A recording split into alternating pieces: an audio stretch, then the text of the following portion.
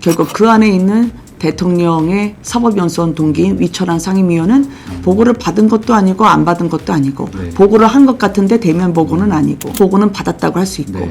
아주 궤변을 늘어나서 네. 조직 전체가 위철한 상임위원을 감싸기 위해서 위철한 한 명 구하기에 나섰다라고 네. 제가 볼 수밖에 없었어요. 제게 와달라는 청년들의 목소리가 있어서 가보니까 경찰분들이 선글라스에 마스크를 쓰고 있더라고요. 아니 이게 대테러 부대도 아니고 기동대원들이 눈밖에 보이지 않아요. 근데 그 눈도 선글라스로 가렸죠. 그래서 제가 그 경찰이 거기 있는 분들을 다치게 하니까 폭력 진압을 하니까 절대 연행이나 그리고 이들을 데려가서는 안 된다고 불렀어요. 네. 지휘관으로 추정되는 사람을 네. 불렀어요. 네. 근데 반드시 네. 이름은 여기에 관등성에 네. 있고 네. 이름이 네. 적혀 있잖아요. 네. 근데 제 앞에 있는 사람에게 이름을 불렀는데 답을 하지 않더라고요. 아니 본인 이름을 불렀는데 왜 답을 안 네. 하지? 라고 보니까 네. 나중에 저희가 네. 경찰에 네. 자료를 받아보니 네. 상의마다 옷마다 이름표가 달랐습니다. 그러니까 옷을 입고 조끼를 입었다 하더라도 네. 그 안에 있는 이름표가 이중인 거예요. 네. 결국 다른 사람 옷을 입고 왔다는 거죠. 네. 네. 그런데 어. 저는 알겠어요. 네. 그들은 부주의라고 표현을 했지만 네. 누가 경찰이 그 기강이 서린 곳에서 부주의로 다른 사람 조끼를 입고 오니까 그건 쉽지 않은 일이죠. 국민들을 네. 폭력 네. 진압하는 게 본인도 네. 양심이 꺼렸겠죠. 이게 잘못.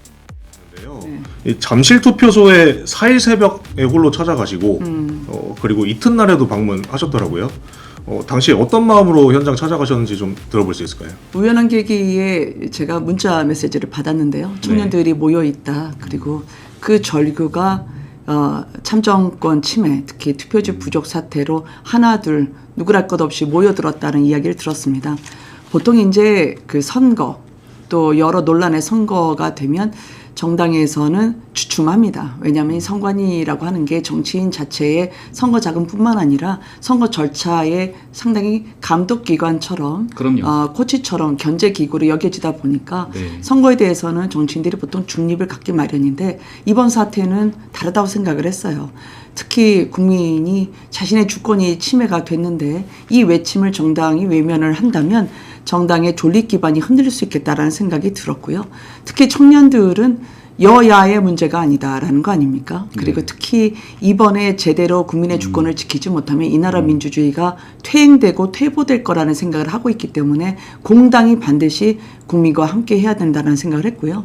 제가 실제로 가보니까 청년들이 굉장한 두려움이 있었어요. 네. 당연히 투표를 하고 싶은데 투표를 못했고 네. 또 투표를 해야 되는데 투표용지가 부족해서 선착순 투표도 아니고 언제 어느 투표소에 있었느냐에 따라서 나의 권리가 행사되느냐 행사되지 못하느냐 갈림길에 서야 했잖아요. 네. 그래서 있을 수 없는 일이 벌어져서 만약에 국민의힘이 또 정당이 국회가 이번에 선관위를 제대로 개혁하지 못하면 이번에는 투표지가 없었지만 다음에는 선거 자체가 없을 거다라고 얘기하는 청년도 들었습니다. 아, 현장에서 또 그런 목소리를 들으셨군요. 그럼요. 네.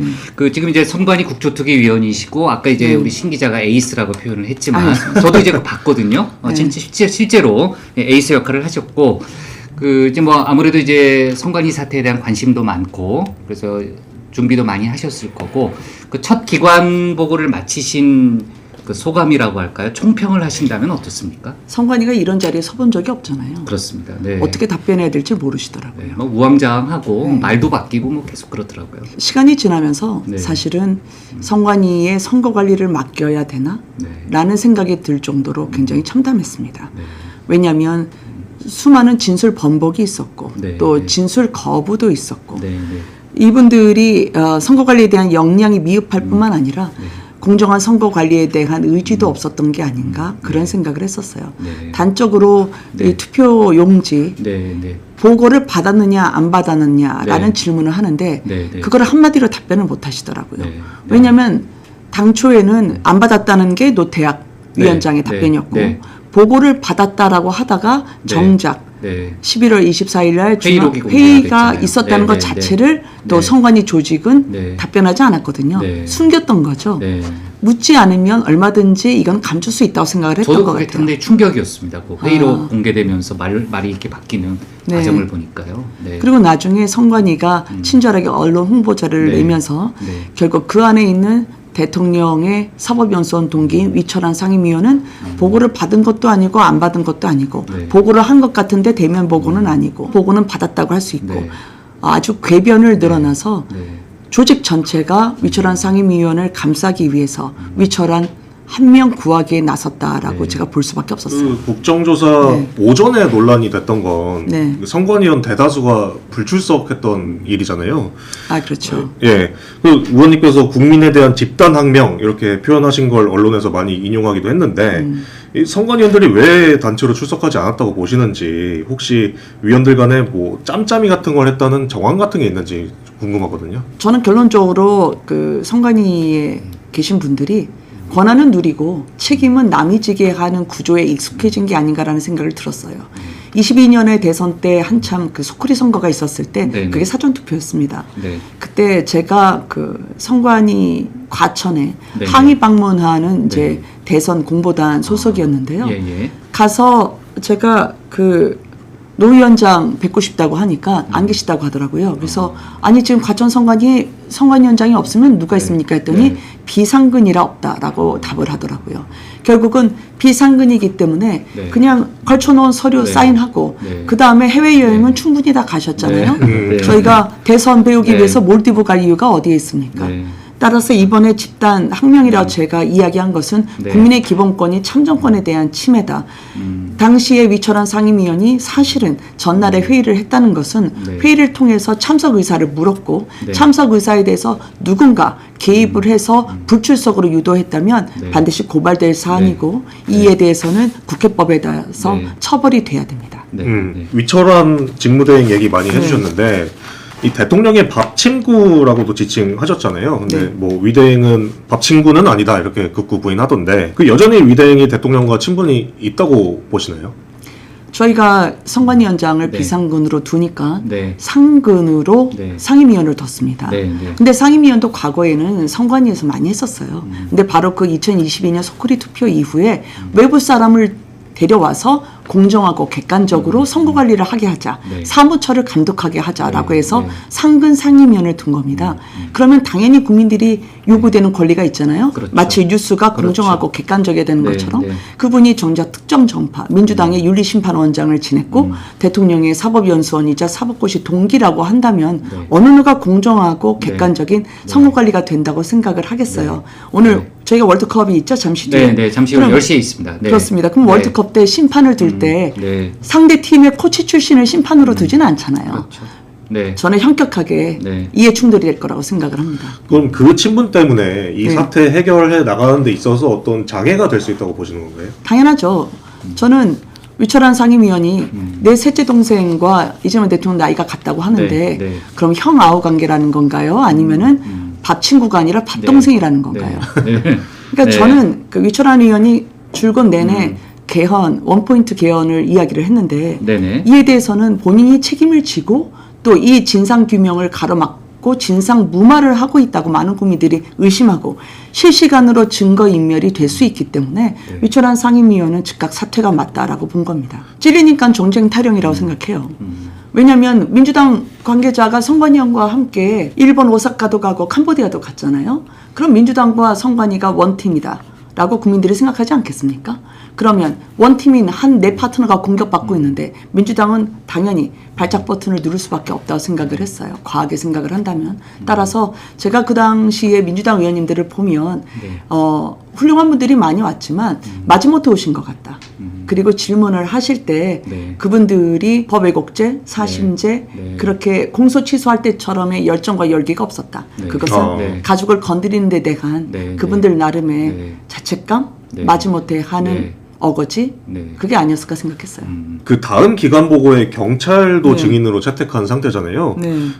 현장에 계셨던 만큼 경찰 문제 많다고 보실 것 같은데 어떤 것들을 경찰에 대해서는 추궁을 하실 건가요? 일단 선관위도 그렇고 경찰도 그렇고 강제 진압을 했던 시기나 네. 또는 그들의 논리가 적절하지 않았었습니다. 당초에 6월 3일에는 강제로 이 투표함을 빼내가지 않겠다라고 선관위가 네. 이야기를 했죠. 6월 4일 새벽이 되니까 저도 네. 그래서 잠시 출동해서 나와서 네. 다시 돌아가겠다고 했는데 네. 바로 그 다음 날에 마치 폭도인 것처럼 잠시 출동에 모인 청년들을 오인하게 하는 그 서류를 발송하고 경찰서에 강제 투입을 요청한 거 아닙니까? 근데 제가 제게 와달라는 청년들의 목소리가 있어서 가보니까 경찰분들이 선글라스에 마스크를 쓰고 있더라고요. 아니 이게 대테러 부대도 아니고 기동대원들이 눈밖에 보이지 않아요. 근데 그 눈도 선글라스로 가렸죠. 그래서 제가 그 경찰이 거기 있는 분들을 다치게 하니까 폭력 진압을 하니까 절대 연행이나 그리고 이들을 데려가서는 안 된다고 불렀어요. 네. 지휘관으로 추정되는 사람을 네. 불렀어요. 네. 근데 반드시 네. 이름은 여기에 관등성에 네. 있고 네. 이름이 네. 적혀 있잖아요. 네. 근데 제 앞에 있는 사람에게 이름을 불렀는데 답을 하지 않더라고요. 아니 본인 이름을 불렀는데 왜 답을 안 네. 하지? 라고 네. 보니까 네. 나중에 저희가 네. 경찰에 네. 자료를 받아보니 네. 상의마다 옷마다 이름표가 달랐습니다. 아. 그러니까 옷을 입고 조끼를 입었다 하더라도 네. 그 안에 있는 이름표가 이중인 거예요. 네. 결국 다른 사람 옷을 입고 왔다는 거죠. 네. 네. 그런데 어. 저는 알겠어요. 네. 그들은 부주의라고 표현을 했지만 네. 누가 경찰이 그 기강이 서린 곳에서 부주의로 다른 사람 조끼를 입고 오니까 그건 쉽지 않은 일이죠. 국민들을 네. 폭력 네. 진압하는 게 본인도 네. 양심이 꺼렸겠죠. 이게 잘못된 일이라는 걸 알겠죠. 그래서 본인의 이름을 대지 못하고 남의 이름으로 대신 그날의 폭력 진압을 가렸다고 생각합니다. 핸드볼 경기장을 혼자서 끝까지 막아선 그 30대 여성, 네. 이른바 올다르크라는 별명 붙은 분이 있는데 이분 경찰이 특정하고 출석을 요구했다고 하더라고요.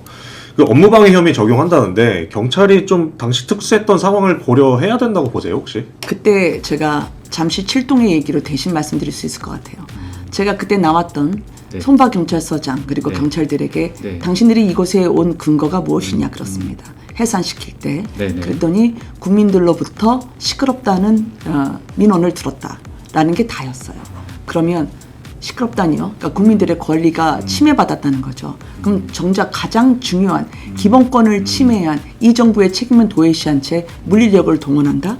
저는 이 경찰의 입장이 선관위와 동등하게 공유되고 있다고 생각합니다. 왜냐하면 위철한 위원이 제가 그곳에 모인 청년들이 폭도냐라고 물었을 때 답을 못했습니다. 아주 간단한 질문인데 복잡하게 생각하더라고요. 네. 그거는 폭도가 아니라고 답을 못한 건 이 정부가 서울경찰청장이 폐가망신시키겠다. 네, 네. 그리고 경제정책 설명할 때도 정부에 저항하면 불이익을 받게 하겠다. 즉 정당한 권리, 상식을 얘기하는데 반정부 세력이라고 몰아붙이는 정부의 강압적인 시선과 경찰이 맞닿아 있다 생각하고요. 어느 누구든 업무방해라고 하는 것은 본질적으로 이 참정권을 무마하기 위한 경찰의 강압적인 수사로 이어지면 안 된다라고 생각합니다. 그 누구를 수사하든 말이죠. 그런데 네. 상식적인 청년들을 폭도로 몰아붙일 정도면 누구든 뒤집어 씌우기는 쉽지 않을까라고 생각합니다.